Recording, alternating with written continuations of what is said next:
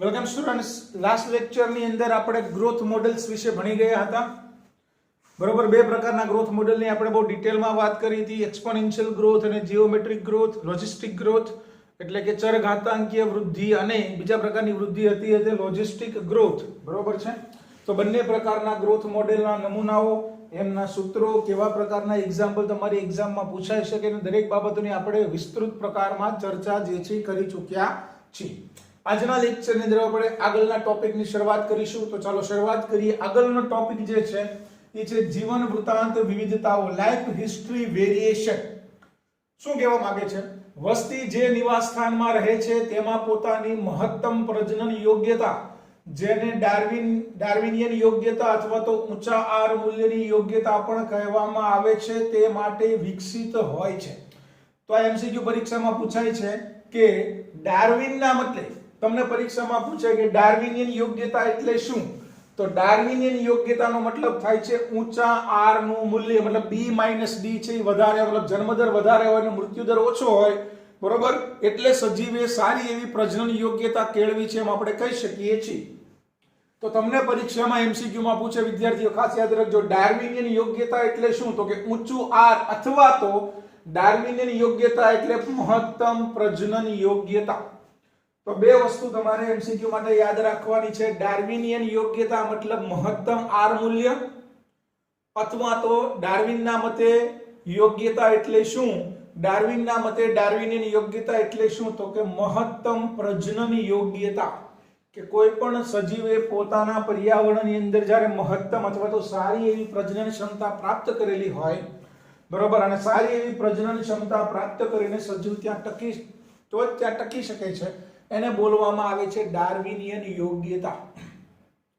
તો મિત્રો યાદ રાખવાનું છે, ડાર્વિનિયન યોગ્યતા એટલે ઊંચું આર મૂલ્ય, અથવા તો ડાર્વિનિયન યોગ્યતા એટલે મહત્તમ પ્રજનન યોગ્યતા. આગળ, ખાસ પ્રકારના પસંદગી દબાણને વશ સજીવો ઉત્તમ કાર્યદક્ષ પ્રાજનનિક પ્રયુક્તિ તરફ વિકાસ કરે છે. કેટલાક સજીવો પોતાના જીવનકાળ દરમિયાન ફક્ત એક જ વાર પ્રજનોક્તિ મતલબ પ્રજનન કરે છે. એમસીક્યુ માટે યાદ રાખવાનું છે, ઉદાહરણો પરીક્ષામાં પૂછાય છે કે કેટલાક સજીવો એવા છે જે પોતાના જીવનકાળ દરમિયાન આજીવન પોતે જીવે તો આજીવન જે છે એક જ વખત પ્રજનન કરે છે. પોતાના જીવનકાળ દરમિયાન માત્ર ને માત્ર એક જ વખત પ્રજનન કરે છે. ઉદાહરણ કયા કયા છે? તો કે પ્રશાંત મહાસાગરની પેસિફિક સાલ્મન માછલી અને વાંસ. બરોબર, Pacific salmon fish and bamboo plants, જેને આપણે બોલશું વાંસ. તો આ ઉદાહરણો યાદ રાખવાના છે. કેટલાક સજીવો જે છે પોતાના જીવનકાળ દરમિયાન એક જ વખત પ્રજનન કરે છે. કયા સજીવો કીધા છે? તો કે એક તમને કીધું છે પેસિફિક સાલ્મન માછલી, અને બીજું છે વાંસ, બેમ્બુ પ્લાન્ટ. તો બે એક્ઝામ્પલ પરીક્ષા માટે મોસ્ટ આઈએમપી યાદ રાખવાના છે. ત્યારે અન્ય સજીવો પોતાના જીવનકાળ દરમિયાન ઘણીવાર પ્રજનન કરે છે. એક્ઝામ્પલ તરીકે પક્ષીઓ, દરેક પ્રકારના સસ્તનો. તો અહીંયા વાત કરી પ્રજનનની, કે કેટલાક સજીવો પોતાના જીવનકાળ દરમિયાન એક જ વખત પ્રજનન કરે છે. એના એક્ઝામ્પલ હતા Pacific salmon fish and bamboo plant. ઘણી બધી વાર પ્રજનન કરવામાં તો પક્ષીઓ, સસ્તનો આવી ગયા. આગળ, કેટલાક ઘણી સંખ્યામાં અને નાના કદની સંતતિ ઉત્પન્ન કરે છે. કેટલાક સજીવો એવા છે જે ઘણી સંખ્યામાં નવી સંતતિ ઉત્પન્ન કરશે પણ કદ નાનું હશે, જેમ કે છીપ અને ઓયસ્ટર અને પેલાજિક ફિશિસ, મતલબ સમુદ્રની અંદર રહેતી સામુદ્રિક માછલીઓ, ગહન સામુદ્રિક માછલીઓ. જ્યારે અન્ય ઓછી સંખ્યામાં અને મોટા કદની સંતતિ ઉત્પન્ન, જેમ કે પક્ષીઓ અને સસ્તનો. બરોબર છે. તો આટલી વસ્તુ તમારે એમસીક્યુ માટે યાદ રાખવાની છે. તેથી મહત્તમ યોગ્યતા માટે કોણ ઈચ્છનીય છે? પરિસ્થિતિવિદો એવું સૂચવે છે કે સજીવના જીવન વૃત્તાંતના લક્ષણો એ તેઓ જે નિવાસ સ્થાનમાં રહે છે તેના જૈવિક અને અજૈવિક ઘટકો દ્વારા લાદવામાં આવેલ પ્રતિબંધોની સાપેક્ષમાં વિકસિત થાય છે. શું કીધું છે? કે ભાઈ કેટલાક જીવનમાં એક વખત પ્રજનન કરે છે, કેટલાક ઘણીવાર પ્રજનન કરે છે, કેટલાક મોટી સંખ્યામાં પણ નાના કદના સજીવ ઉત્પન્ન કરે છે, કેટલાક મોટા કદના ઓછી સંખ્યામાં સજીવ ઉત્પન્ન કરે છે.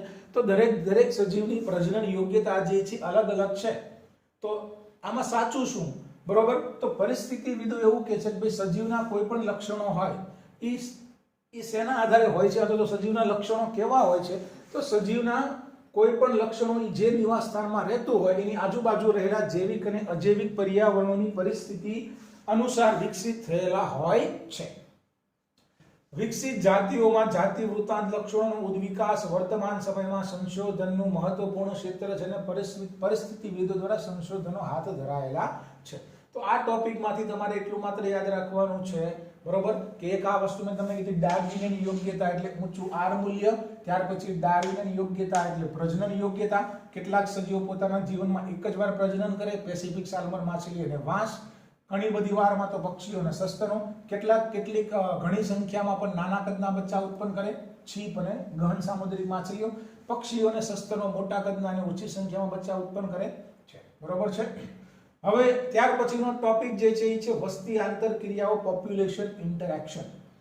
જો મહત્વનો ટોપિક છે પોપ્યુલેશન ઇન્ટરેક્શન એટલે કે વસ્તીની આંતરક્રિયાઓ, કે વસ્તીની અંદર રહેતા સજીવો વચ્ચે કેવી પ્રકારની આંતરક્રિયાઓ થતી હોય, ઇન્ટરેક્શન કેવા પ્રકારના થતા હોય છે. તો શું તમે પૃથ્વી પર કોઈ એવા પ્રાકૃતિક નિવાસસ્થાન વિશે વિચારી શકો છો કે જ્યાં ફક્ત એક જ જાતિનો વસવાટ હોય? શક્ય નથી. એવું કોઈ નિવાસસ્થાન છે જ નહીં. તેથી આવી કોઈ પરિસ્થિતિ અકલ્પનીય છે. દુનિયાની અંદર કોઈ પણ એવું કુદરતી, જો યાદ રાખજો પ્રાકૃતિક નિવાસસ્થાનની વાત કરી છે, કુદરતી નિવાસસ્થાન નથી કે જ્યાં એક જ સજીવોનો વસવાટ. તમે એમ કે મરઘા ઉછેર કેન્દ્ર જેમાં માત્ર મરઘા સુધી કૃત્રિમ નિવાસસ્થાન છે. પ્રાકૃતિક નિવાસસ્થાનની વાત છે. કુદરતી નિવાસસ્થાન હોય, બરોબર, જંગલ હોય તો ત્યાં ફક્ત એક જ જાતિનો વસવાટ હોય એવું હોતું નથી, શક્ય જ નથી. કોઈ પણ જાતિ માટે યાદ રાખજો, પરીક્ષામાં પૂછે છે, કોઈ પણ જાતિ માટે ન્યૂનતમ આવશ્યકતા એક વધુ જાતિની છે કે જેને તે ખોરાક તરીકે લઈ શકે. તમને પરીક્ષામાં પૂછે કે કોઈ પણ જાતિને જીવવા માટે અન્ય ન્યૂનતમ કેટલી જાતિની જરૂરિયાત પડે? તો ઓછામાં ઓછી એક જાતિની જરૂરિયાત તો પડશે કે જેને પોતાના ખોરાક તરીકે લઈ શકે. યાદ રાખજો, કોઈ પણ જાતિ માટે ન્યૂનતમ આવશ્યકતા કેટલી જાતિની છે? એક જાતિ, કે પોતાની સિવાય બીજો અન્ય કોઈ જાતિનો સજીવ એક તો પોતાની આજુબાજુ હોવો જ જોઈએ જેને એટલીસ્ટ પોતાના ખોરાક તરીકે તો લઈ શકે. ન્યૂનતમ આવશ્યક, મિનિમમ કીધું છે, ન્યૂનતમ આવશ્યકતા કેટલી છે? એક જાતિની છે. સમજો. તો પરીક્ષામાં પૂછાઈ શકે છે કે કોઈ પણ જાતિ માટે ન્યૂનતમ આવશ્યકતા, મિનિમમ આવશ્યકતા એક વધુ જાતિની છે જેને એટલીસ્ટ ખોરાક તરીકે તો લઈ શકે. એટલે બે જાતિના સજીવો તો સાથે રેજ મિનિમમ વાત છે, મિનિમમ. વનસ્પતિ જાતિઓ પણ પોતાનો ખોરાક પોતાની જાતે. તમને પ્રશ્ન થાય, આ મેં એમ કીધું કે કોઈ પણ જાતિ માટે ન્યૂનતમ આવશ્યકતા એક જાતિની તો છે કે જેની પોતાના ખોરાક તરીકે લઈ શકે. તો તરત જ તમારા મનમાં પ્રશ્ન થવો જોઈએ, શું પ્રશ્ન? વનસ્પતિ, તો વનસ્પતિ તો પોતાનો ખોરાક પોતાની જાતે બનાવે છે, પ્રકાશ સંશ્લેષણ કરે છે, તો એને ખોરાક માટે અન્ય જાતિની જરૂરિયાત પડશે? તો કે નથી. તો એ એકલી રહી શકે નહીં, એ પણ એકલી રહી શકે. જો કે વનસ્પતિ જાતિઓ તો પોતાનો ખોરાક જાતે બનાવે છે, પરંતુ તેમ છતાં તે એકલી જીવી શકતી નથી. શું કામ? તો કે જમીનમાંથી કાર્બનિક દ્રવ્યો લેવા પડે, તો જમીનમાં રહેલા કાર્બનિક દ્રવ્યોને તોડવા તથા અકાર્બનિક પોષકોને તેના શોષણ માટે આપવા માટે ભૂમિમાં સૂક્ષ્મજીવોની જરૂર છે. ત્યાર પછી પરાગનયન કરવા માટે પ્રાણીઓની જરૂરિયાત છે, બરોબર. એટલે વનસ્પતિ ભલે પોતાનો ખોરાક પોતાની જાતે બનાવી શકતી હોય, પણ વનસ્પતિને પણ જમીનમાંથી પોષક તત્વો લેવા હોય તો કાર્બનિક દ્રવ્યને તોડીને અકાર્બનિકમાં ફેરવવા માટે સૂક્ષ્મજીવોની જરૂરિયાત છે. પરાગનયન કરવા માટે પણ કોની જરૂરિયાત છે? તો કે પ્રાણીઓની જરૂરિયાત છે. એટલે કહેવાનો મતલબ છે, શું કીધું છે, કોઈ પણ જાતિ માટે ન્યૂનતમ આવશ્યકતા એક વધુ જાતિની હોય જેને તે ખોરાક તરીકે લઈ શકે. વનસ્પતિ એમાં અપવાદ તમે ગણી શકો. વનસ્પતિ જે છે પોતાનો ખોરાક પોતાની જાતે બનાવે છે, પણ તેમ છતાં એને શું કીધું છે? કાર્બનિક દ્રવ્યોને તોડવા અથવા તો કાર્બનિક પોષક તત્વોના શોષણ માટે સૂક્ષ્મજીવોની જરૂરિયાત છે. એ જ રીતે પરાગનયનની પ્રક્રિયા કરવા માટે કીટકો કે પ્રાણીઓની જરૂરિયાત છે. તેથી શું કીધું છે? તે સ્પષ્ટ છે કે કુદરતમાં પ્રાણીઓ, વનસ્પતિઓ કે સૂક્ષ્મજીવો ન તો અલગ રહે ન તો રહી શકે, પરંતુ જૈવ સમુદાય બનાવવા માટે વિવિધ રીતે આંતરક્રિયાઓ કરે છે. ન્યૂનતમ સમુદાયોમાં પણ ઘણા પરસ્પર અસર કરતા જોડાણો હોય છે, તેમ છતાં બધા જોડાણો આપણને સહેલાઈથી જોઈ શકાતા નથી.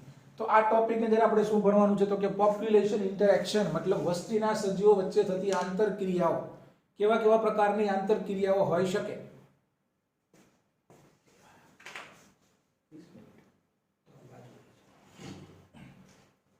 આગળ તો તમને એક્ઝામ્પલ આપેલા છે. પહેલું જે છે આંતરજાતીય આંતરક્રિયાઓ, પારસ્પરિક ક્રિયાઓ બે જુદી જુદી જાતિઓની વસ્તીની આંતરક્રિયાથી ઉદ્ભવે છે અને તે ક્રિયાઓ એક જાતિ કે બંને જાતિ માટે લાભકારી, હાનિકારક, તટસ્થ હોઈ શકે છે. અહીંયા આપણે પોપ્યુલેશન ઇન્ટરેક્શનના ઉદાહરણો ભણવાના છે કે ભાઈ બે જાતિના સજીવો વચ્ચે ઇન્ટરેક્શન થાય, બે જાતિના સજીવો વચ્ચે આંતરક્રિયા થાય, તો આ આંતરક્રિયા જે છે બે જાતિના સજીવો એકબીજા સાથે ઇન્ટરેક્શન કરે તો આ પ્રકારની આંતરક્રિયાઓ જે છે બંનેને ફાયદાકારક હોય, બંનેને નુકસાનકારક હોય, એકને ફાયદાકારક એકને નુકસાનકારક હોય, એકને ફાયદાકારક બીજાને કોઈ ફેર ન પડે, એકને નુકસાનકારક બીજાને કોઈ ફેર ન પડે, આ પ્રકારની હોઈ શકે છે.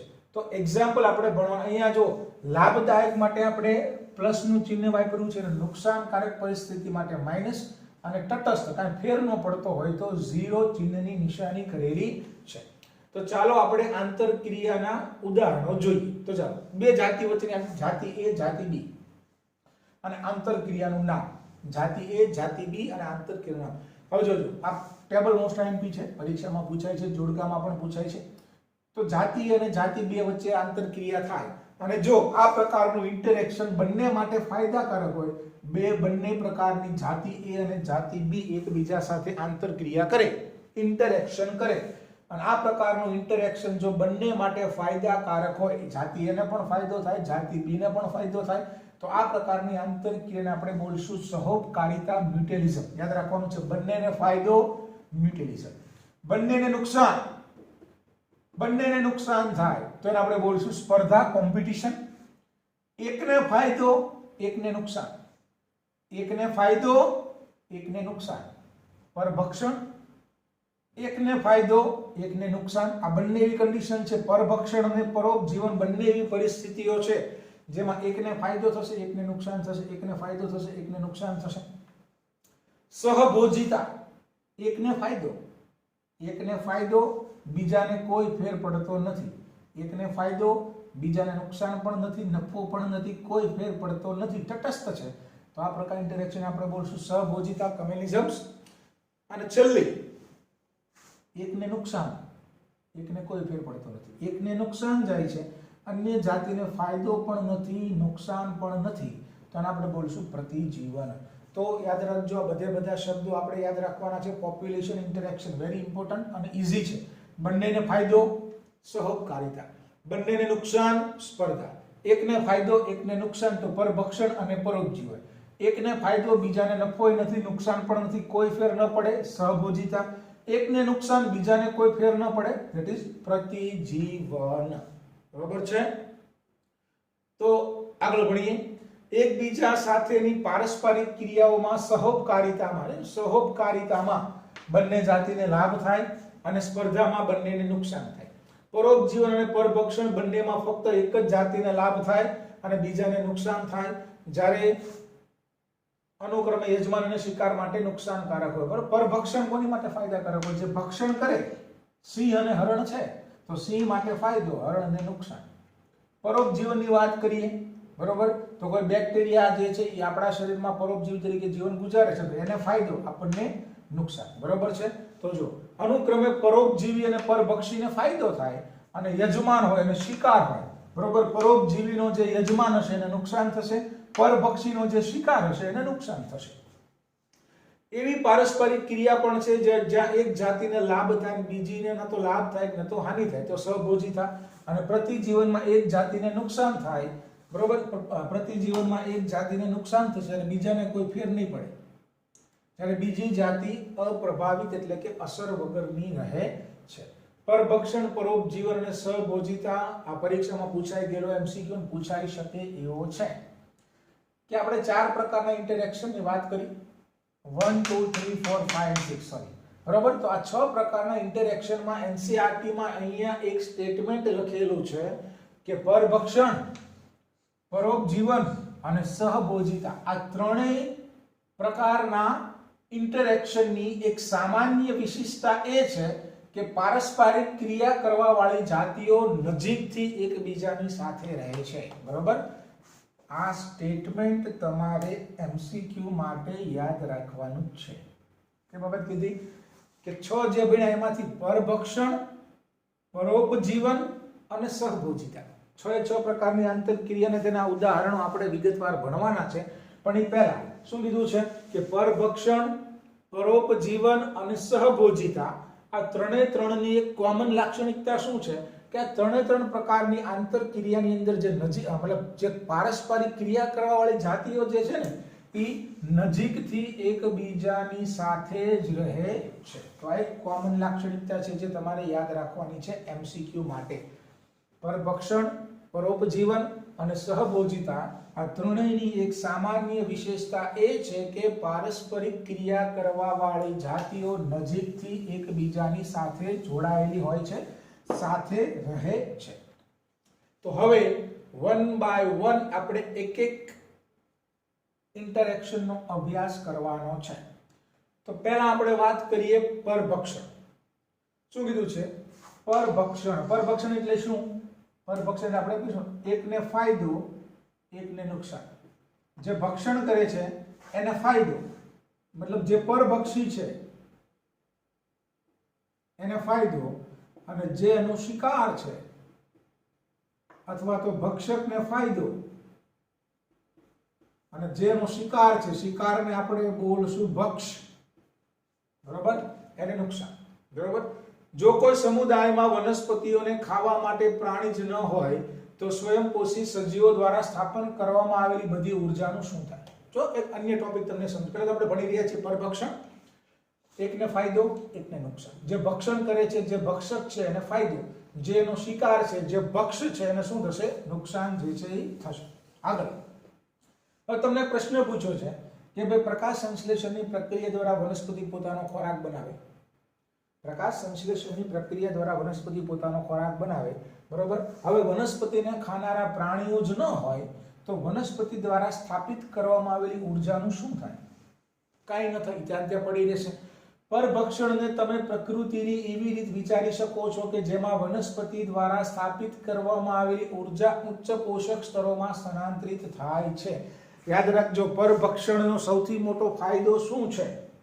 તો પરભક્ષણ જે છે એ એક પોષક સ્તરથી બીજા પોષક સ્તર સુધી ઉર્જાના વહન માટે જરૂરી છે.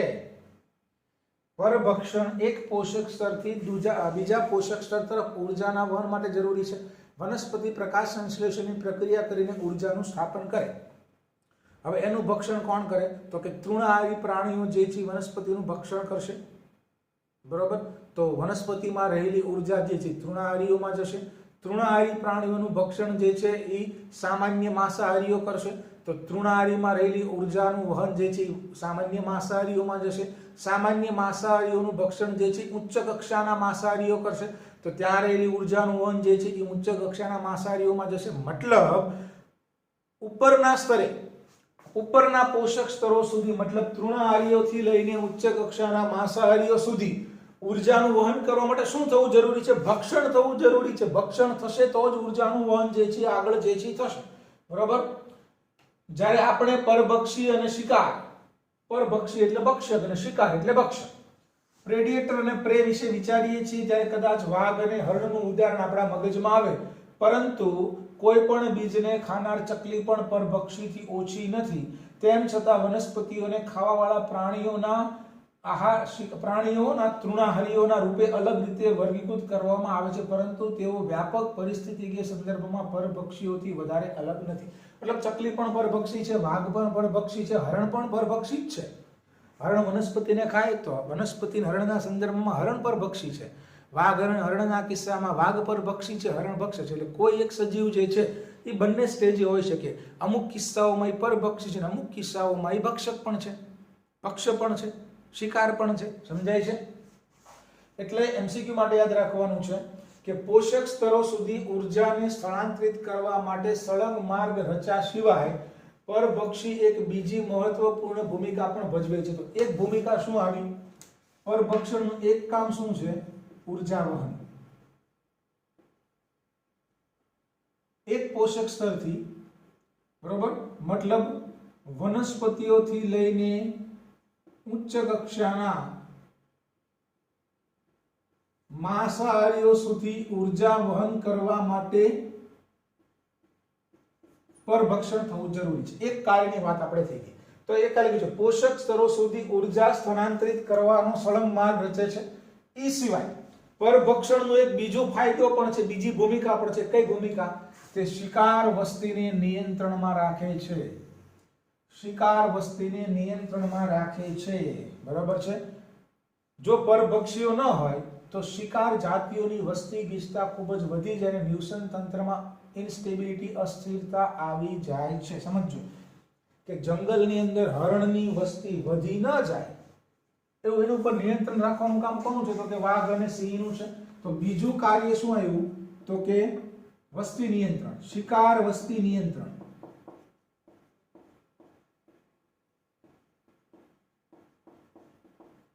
ઈ પણ કોનું કામ છે? તો કે પરભક્ષીનું કામ છે. એક્ઝામ્પલ આપ્યું છે, જ્યારે કોઈ ભૌગોલિક ક્ષેત્રમાં કેટલીક વિદેશી જાતિઓ લાવવામાં આવે છે ત્યારે તે આક્રમક થઈ જાય છે અને ઝડપથી ફેલાઈ જાય છે, કારણ કે અતિક્રમણ પામેલી ભૂમિમાં તેના કુદરતી પરભક્ષી હોતા નથી. ઘણીવાર કેવું બને કે જે દેશી જાતિઓ છે એના પરભક્ષીઓ તો અવેલેબલ હોય, પણ માની લો કે ઇન્ડિયાની અંદર, ઇન્ડિયાના કોઈ જંગલની અંદર કોઈ વિદેશી જાતિ આવી ગઈ જે પહેલા અહીંયા હતી જ નહીં, તો એ વિદેશી જાતિ વનસ્પતિની હોય કે પ્રાણીની હોય, કે વનસ્પતિ ને પ્રાણીની કોઈ વિદેશી જાતિ ભારતના જંગલોમાં આવી ગઈ તો અત્યાર સુધી હતી નહીં, એટલે એને ખાનારો સજીવ જે છે જંગલમાં હતો નહીં, તો એને શું મળશે? એને મોકળાશ મળશે, કારણ કે એને ખાનારો કોઈ સજીવ નથી. તો શું થાય? ઝડપથી વૃદ્ધિ પામે છે અને ઝડપથી વૃદ્ધિ પામીને જંગલમાં એની સંખ્યા વધી જાય તો શું થાય? તો કે નિવસન તંત્રની જે સાયકલ ચાલતી હોય ને એમાં અસ્થિરતા આવી જાય, જંગલની પરિસ્થિતિ જે છે ધીમે ધીમે ખોરવાતી જાય. એક્ઝામ્પલ પણ તમને આપ્યા છે. 1920 ની શરૂઆતમાં ઓસ્ટ્રેલિયામાં લાવવામાં આવેલ ફાફડા થોર, ઓસ્ટ્રેલિયાની વાત, ઇન્ડિયાની વાત નથી. 1920 ની શરૂઆતમાં ઓસ્ટ્રેલિયામાં ફાફડા થોરને લાવ્યા, પ્રિકલી પિયર કેક્ટસ. ત્યાં લાખો હેક્ટરમાં ઝડપથી ફેલાઈને તબાહી મચાવેલી. શું કામ તબાહી મચાવેલી? તો કે 1920 ની શરૂઆતમાં ઓસ્ટ્રેલિયામાં જ્યારે ફાફડા થોરની એન્ટ્રી થઈ ત્યારે ફાફડા થોરને ખાનારા કોઈ પરભક્ષી ત્યાં હતા જ નહીં, કારણ કે ત્યાં હતું જ નહીં, એટલે ખાનારા પરભક્ષીઓ હતા નહીં. તો ફાફડા થોરને મજા આવી ગઈ, પોતાને ખાનારું કોઈ છે ને, એટલે પોતાનામાં શું થાય? ખૂબ જ વૃદ્ધિ પામી અને એને શું કીધું છે? લાખો હેક્ટર જમીનની અંદર ઝડપથી ફેલાઈને તબાહી મચાવે. છેવટે શું કર્યું? તો કે છેવટે ફાફડા થોરને ખાનાર પક્ષી, પરભક્ષી, એક પ્રકારનું ફૂદું ને તેના પ્રાકૃતિક આવાસ ઓસ્ટ્રેલિયામાં લાવ્યા પછી આક્રમક ફાફડા થોરને નિયંત્રિત કરી શકાય. તો પછી શું લાવ્યા? તો કે ફાફડા થોરને ખાનારો પરભક્ષી લાવી, એક પ્રકારના ફૂદાની ત્યાં એન્ટ્રી કરાવી અને ફૂદા જે છે ફાફડા થોરનું પરભક્ષણ કરતા હતા. પછી ફાફડા થોરની વૃદ્ધિ ઉપર શું આવ્યું? નિયંત્રણ જે છે આવ્યું. સમજાય છે? તો પરભક્ષણનું એક બીજું કામ છે શિકાર વસ્તીનું શું કરવાનું? નિયંત્રણ રાખવાનું કામ. એક્ઝામ્પલ યાદ રાખજો. ફાફડા થોર 1920 ની શરૂઆતમાં ઓસ્ટ્રેલિયામાં લાવવામાં આવેલ ફાફડા થોરે ત્યાં લાખો હેક્ટર જમીન ઉપર પોતાનું આધિપત્ય સ્થપાઈ દીધું, કારણ કે એને ખાનારું કોઈ હતું નહીં. ત્યાર પછી કોને લાવ્યા? તો કે ફાફડા થોરને ખાનાર પરભક્ષી, એક પ્રકારના ફૂદાને લાવવામાં આવ્યા. પછી ફૂદાએ ફાફડા થોરને ખાવાની શરૂઆત કરી અને પછી એનું પર શું એવું કંટ્રોલ જે છે આવ્યું.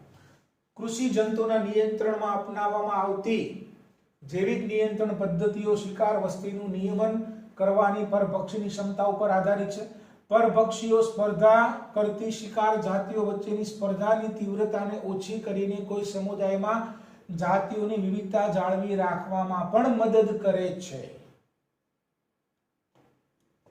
ત્રીજો કારણ, આથી ત્રીજો મુદ્દો શરૂ થાય છે. પરભક્ષણના આપણે બે ફાયદા જોયા. એક ભણ્યું ઉર્જા વહન, બીજું આપણે ભણ્યા શિકાર વસ્તીનું નિયંત્રણ. અને ત્રીજી બાબત પરભક્ષણનો ત્રીજો ફાયદો પણ શું છે? યાદ રાખજો. પરભક્ષીઓ સ્પર્ધા કરતી શિકાર જાતિઓની વચ્ચે સ્પર્ધાની તીવ્રતા ઓછી કરીને સમુદાયમાં જાતિઓની વિવિધતા જાળવી રાખવામાં પણ મદદ કરે છે. એક્ઝામ્પલ સાથે સમજાવું. એ જે છે એ પરભક્ષી છે, એ જે છે એ પરભક્ષી છે, બરોબર? આ કોણ છે? પરભક્ષી. પછી એક્સ અને વાય, એક્સ અને વાય જે છે એ બે જાતિઓ છે, બરોબર? અને આ એક્સ અને વાય બંને જાતિઓ જે છે, બરોબર, એ આની માટે શિકાર છે. આ બંને શિકાર જાતિ છે, એટલે આપણે એને બોલશું આ બંને ભક્ષ છે આ કોણ છે? તો કે ભક્ષક છે. તો પરભક્ષીનું બીજું કામ શું છે? તો કે x અને y એકબીજા સાથે બાજંબાજી ન કરે. ઘણીવાર કેવું બને કે પરભક્ષી બરોબર કામ ન કરતો હોય ને તો આની સંખ્યા વધે, આની સંખ્યા વધે, અને આ બંનેની સંખ્યા વધે, બરોબર. આ બંને કોમન છે, બરોબર. આ બંનેની સંખ્યા વધે એટલે આ બંને એકબીજા સાથે બાજે અને બે એકબીજા સાથે ઝઘડો કરે, એકાદાનો શું થઈ જાય? નાશ થઈ જાય. માની લો કે પરભક્ષી નથી, પરભક્ષી કામ કરતો નથી, અહીંયા પરભક્ષી છે જ નહીં, તો શું થશે? જો પરભક્ષી સ્પર્ધા કરતી શિકાર જાતિનો છે. આ બંને વચ્ચે શું થાય છે? તો આ બંને વચ્ચે સ્પર્ધા થાય છે. આ બંને એક જ જાતિની અલગ અલગ સજીવો છે, બરોબર. સ્પર્ધા કરતી શિકાર જાતિઓની વચ્ચે સ્પર્ધાની તીવ્રતા ઓછી કરે. આ બંને આપણે એક્ઝામ્પલ પણ આપણે ભણી, આ બંને જે છે સ્પર્ધા કરતી જાતિઓ છે, એકબીજા સાથે સ્પર્ધા કરતી જાતિઓ, બરોબર. અને એનો પરભક્ષી છે એ. હવે પરભક્ષી બરોબર ન હોય શું થાય? આની સંખ્યા વચ્ચે આની સંખ્યા વધે, કારણ કે ભક્ષણ નથી થતું. આની સંખ્યા વધી, આની સંખ્યા વધી એટલે આ બંને એકબીજા સાથે શું કરે? સ્પર્ધા કરે, ઝપાઝપી કરશે. ઝપાઝપીમાં કદાચ x વહી ગઈ કાં તો y વહી ગઈ તો પૃથ્વી ઉપર જાતિ વિવિધતામાં નુકસાન જશે. તો શું કરશે? પરભક્ષીનું બીજું શું કામ છે? પરભક્ષી આનું ભક્ષણ કરે, પરભક્ષી આનું ભક્ષણ કરે, આની સંખ્યાનો વધવા દે, આની સંખ્યાનો વધવા દે, એટલે આ એકબીજા સાથે ઝઘડો કરશે નહીં. અને એમ નહીં કરે એટલે પરભક્ષી આ બંનેને શું રાખશે? પૃથ્વી ઉપર ટકાવી રાખશે. એક્ઝામ્પલ જોઈએ. અમેરિકાના પ્રશાંત મહાસાગરીય કિનારે પથરાળ અથવા તો ખડકાળ આંતર જુવાળીય વિસ્તારમાં સમુદાયમાં તારા માછલીની એક જાતિ, તારા માછલીની જાતિનું નામ છે પાઇસેસ્ટર સ્ટારફિશ, એક મહત્વપૂર્ણ પરભક્ષી છે. પ્રયોગશાળાની બહાર કરવામાં આવેલા એક ક્ષેત્ર પ્રયોગમાં એકબદ્ધ આંતર જુવાળીય ક્ષેત્રમાંથી બધી તારા માછલી દૂર કરવામાં આવી તો એવું જોવા મળ્યું કે આંતરજાતીય સ્પર્ધાને કારણે એક જ વર્ષમાં અપૃષ્ઠવંશીઓની 10 કરતાં પણ વધારે જાતિઓ વિલુપ્ત થઈ ગઈ. કોની? અપૃષ્ઠવંશીઓની 10 કરતાં વધારે જાતિઓ શું થઈ ગઈ? વિલુપ્ત થઈ ગઈ, દૂર થઈ ગઈ. જો ફરીવાર, તો અહીંયા પરભક્ષી કોણ છે? સ્ટારફિશ, પાઇસેસ્ટર. પાઇસેસ્ટર્સ એક પ્રકારની તારા માછલી જે છે એ શું છે? તો કે પરભક્ષી છે. કોનું ભક્ષણ કરતી હતી? અપૃષ્ઠવંશીઓની 10 જાતિઓ, 1 2 3 અપ ટુ 10. આ કોણ છે?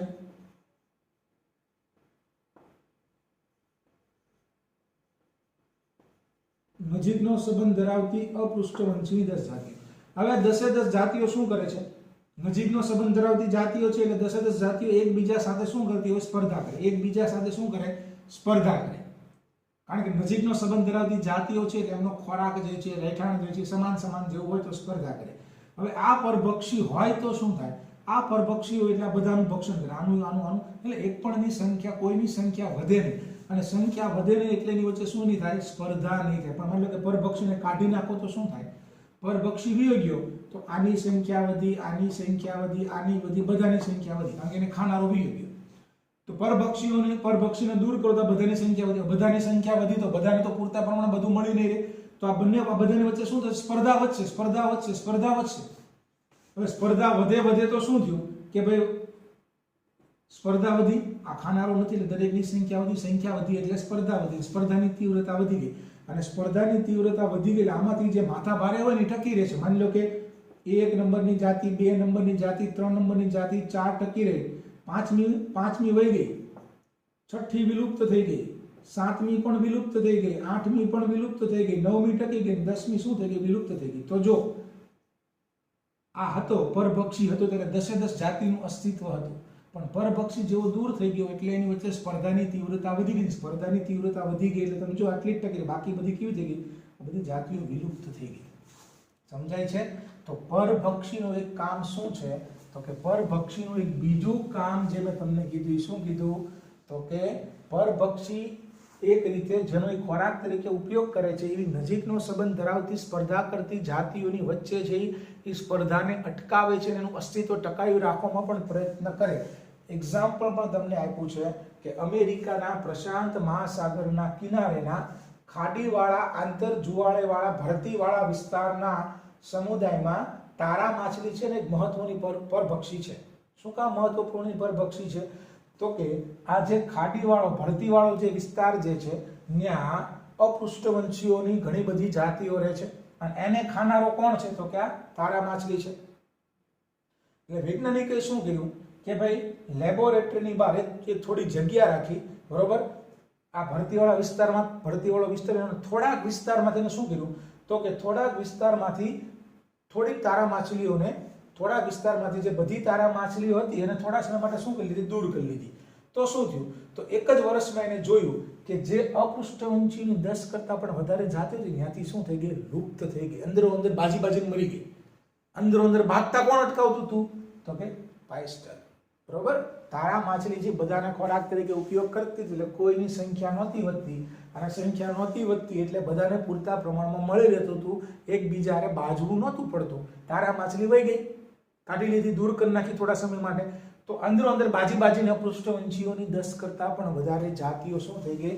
વિલુપ્ત થઈ ગયા. તો યાદ રાખજો, પરભક્ષણનું ત્રીજું કાર્ય શું રાખ્યું? કે પરભક્ષી શિકાર જાતિઓની વચ્ચે સ્પર્ધાની તીવ્રતા ઓછી કરીને એનું અસ્તિત્વ ટકાવી રાખવામાં મદદ કરે. તો ત્રીજું કાર્ય છે પરભક્ષી જે છે શિકાર જાતિઓ વચ્ચેની સ્પર્ધાની તીવ્રતાને ઘટાડે છે. બરોબર છે? એક્ઝામ્પલ પણ યાદ રાખવાનું છે. આગળ, જો પરભક્ષી ખૂબ જ વધારે કાર્યદ્રષ્ટ છે તથા તેના શિકારનું અતિશોષણ કરે ત્યારે બની શકે છે કે શિકાર વિલુપ્ત થઈ જાય અને ત્યારબાદ તેને અનુસરતા ખોરાકના અભાવથી પરભક્ષી પણ વિલુપ્ત થઈ જશે. બરોબર, યાદ રાખજો. બીજું કેવું લખ્યું છે? જો પરભક્ષી વધારે સક્ષમ હોય, વધારે કાર્યદ્રષ્ટા બતાવે, સિંહ જે છે એ વધારે કાર્યદ્રષ્ટા બચાવે, જંગલમાં રહેલા બધા હરણને ખાઈ જ જાય તો પછી શું થાય? પહેલા હરણ જાય પછી સિંહ જાય. કોમન વસ્તુ છે. પહેલા હરણ જશે અને પછી હરણ નહીં મળે એટલે ખોરાકના અભાવથી પછી સિંહને પણ જવું પડે. બરોબર, આ જ કારણ છે કે કુદરતમાં પરભક્ષીઓ શા માટે સમજદાર છે. પરભક્ષીઓ છે ને સમજદાર હોય. પરભક્ષણના પ્રભાવને ઓછો કરવા માટે શિકારી જાતિઓના વિવિધ સંરક્ષણ કેળવી લીધું છે. કીટકોને મતલબ હરણ સિંહ જે છે કોઈ દિવસ એક સાથે બધાનો શિકાર નહીં કરે. કોઈ પણ પરભક્ષી સમજદાર હોય, કારણ કે એને ખબર પડે છે કે હું બધાનું ભક્ષણ કરી નાખીશ તો પહેલા હરણ જશે ને પછી સિંહ ખબર પડે પહેલા પછી મારે પણ જવું પડે, હું પણ ખોરાકના અભાવે મારું પણ મૃત્યુ થશે. એટલે પરભક્ષીઓ ખૂબ જ કેવા હોય છે? સમજદાર હોય છે. બીજું, નેક્સ્ટ, પરપક્ષીઓની કેટલીક જાતિઓ જે છે પોતાના શિકારથી બચવા માટે વિશિષ્ટ પ્રકારના અનુકૂલનો પણ કેળવી લીધા છે. જેમ કે કીટકો અને દેડકાઓની કેટલીક જાતિઓ પરભક્ષી દ્વારા સહેલાઈથી ઓળખવાથી બચવા માટે રહસ્યમય રીતે રંગીન રંગ અનુકૃત હોય છે. મતલબ પોતાના કીટકો અને દેડકાઓ પોતાનો રંગ બદલી નાખે. કેટલીક શિકારી જાતિઓ ઝેરી હોય છે, તેથી પરભક્ષીઓ તેમને ખાવાનું ટાળી દે છે કે ખાતા નથી. બરોબર, એક્ઝામ્પલ તરીકે પૂછે મોનાર્ક પતંગિયું. મોનાર્ક પતંગિયું તેના શરીરમાં વિશેષ રસાયણ હોવાને કારણે તે પરભક્ષી માટે અરુચિકર ડિસ્ટેસ્ટફુલ છે, એટલે કે સ્વાદમાં ખરાબ છે. પતંગિયાએ આ રસાયણ જે છે એ કેટરપિલર અવસ્થામાં એટલે કે ઈયળ અવસ્થામાં ઝેરી નિંદામણ ખાઈને વિકસાવેલું હોય છે. શું છે મોનાર્ક પતંગિયું? કે મોનાર્ક પતંગિયું જે છે એને પોતાના ભક્ષકો ખાતા નથી. શું કામ? તો કે મોનાર્ક પતંગિયાની અંદર ઝેરી રસાયણ હોય છે અને ઝેરી રસાયણને કારણે એ ડિસ્ટેસ્ટફુલ છે, મતલબ સ્વાદમાં યોગ્ય નથી, સ્વાદમાં ખરાબ છે.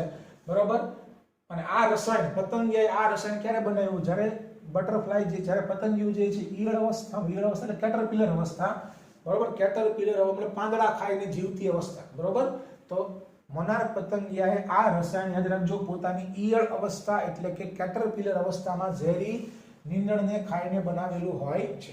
આગળ થોડોક લાંબો ટોપિક છે, પછી આપણે બીજીની વાત કરશું.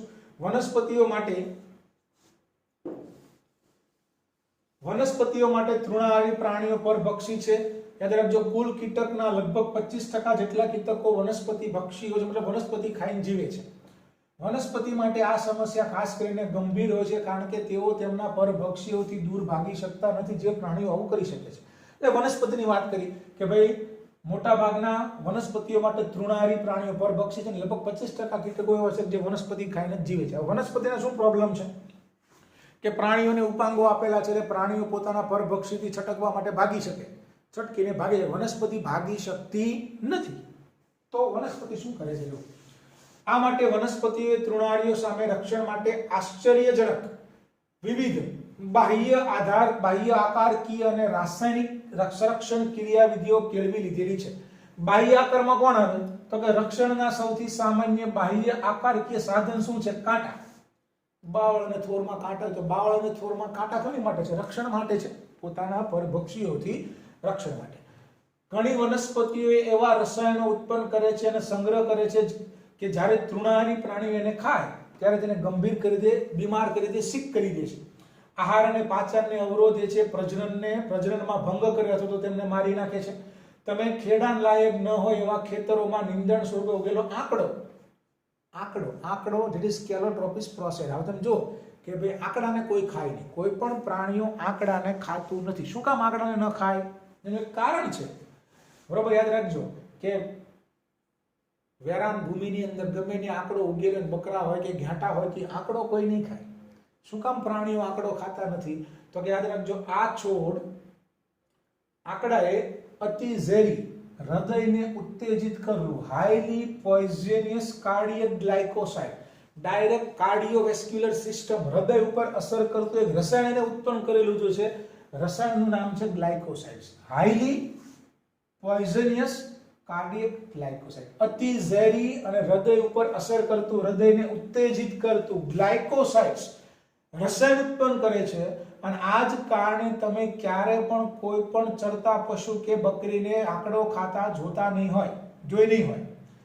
રાસાયણિક પદાર્થોની વ્યાપક વિવિધતા જે આપણને વનસ્પતિઓમાંથી વ્યાપારિક ધોરણે નિષ્કર્ષિત કરીએ છીએ, જેમ યાદ રાખજો, નિકોટીન, તમાકુના છોડમાંથી મળતું નિકોટીન, કેફીન, ક્વિનાઇન, સ્ટ્રિકનાઇન, ઓપિયમ, ગાંજો વગેરે વનસ્પતિઓ દ્વારા ઉત્પન્ન થાય છે, જેનો આપણે અત્યારે આર્થિક રીતે ઉપયોગ પણ કરીએ છીએ, બરોબર? વ્યાપારિક ધોરણે ઉપયોગ કરીએ છીએ. તમાકુ હોય, કેફીન હોય, ક્વિનાઇન હોય, સ્ટ્રિકનાઇન હોય કે ઓપિયમ, ગાંજો હોય. પણ હકીકતમાં આ વનસ્પતિઓએ આ બધા રસાયણો શું કામ બનાવ્યા છે?